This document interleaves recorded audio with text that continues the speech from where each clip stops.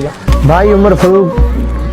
की देख नज़्म मिसरे, खुलियां खुलियां जुल्फां वाली, झुकियां झुकियां पलकां वाली, मोढे ताणी वाल सजा के, अखियां दे विच कजला पा के,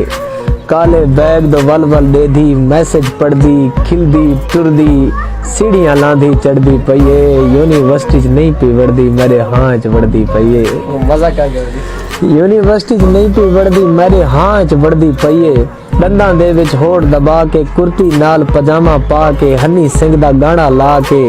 कोई पता नहीं केड़ी गाल ते खिलदी होसी, खुशकिस्मत जगू ख्वाब विच मिलदी होसी।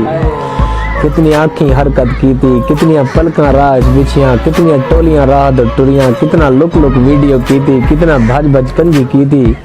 उड़दे पत्रे एक रुखसार दा बोसा गिदे, इतनी देर च कंटीन तू हांगरा आए,